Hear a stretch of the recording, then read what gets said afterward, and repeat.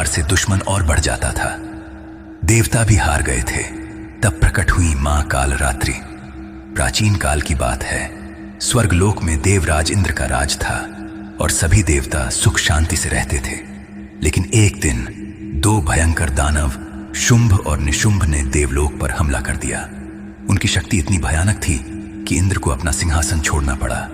अग्नि, वायु, वरुण, यम सभी देवता हार कर भाग गए।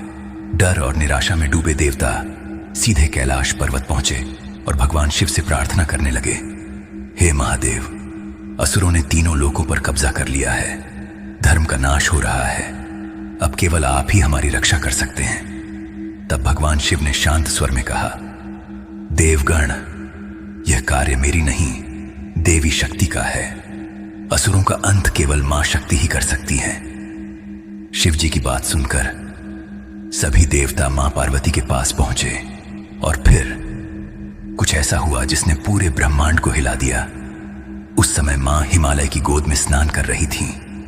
उनके शरीर से दिव्य ज्योति निकल रही थी।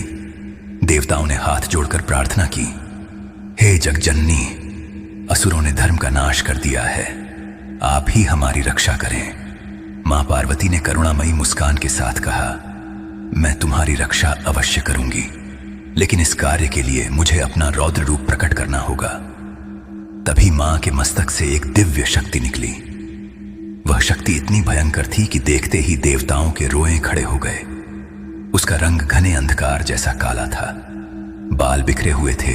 3 नेत्र ब्रह्मांड के समान गोल और लाल थे। सांसों से अग्नि की लपटें निकल रही थीं। गले में मुंडों की माला, कमर में हाथों की माला, हाथ में खड्ग, त्रिशूल और कमल। वे एक खच्चर गधे पर सवार थीं। उनके स्वरूप को देखकर देवता भी थर थर कांप उठे। मां पार्वती ने कहा, यह मेरी 7वीं शक्ति है, कालरात्रि। काल का भी संहार करने वाली, रात्रि के अंधकार में भी प्रकाश फैलाने वाली। यह काल से रक्षा करने वाली और अंधकार का नाश करने वाली है। अब यह असुरों का अंत करेगी। कालरात्रि मां ने देवताओं से कहा, जाओ निर्भय होकर, मैं रणभूमि में पहुंच रही हूं। शुंभ निशुंभ को जब यह पता चला कि देवताओं ने फिर से कोई शक्ति बुलाई है, तो वे क्रोध से भर गए। उन्होंने अपने सेनापतियों चंड और मुंड को आदेश दिया, जाओ उस शक्ति को पकड़कर मेरे सामने लाओ। यदि वह सुंदर है तो विवाह कर लेंगे, नहीं तो मार डालेंगे। चंड मुंड विशाल सेना लेकर रणभूमि में पहुंचे। उन्होंने देखा कि एक काली भयानक स्त्री खड़ी है। उसके स्वरूप को देखते ही उनके सैनिक डर गए। लेकिन चंड मुंड हंसे और बोले,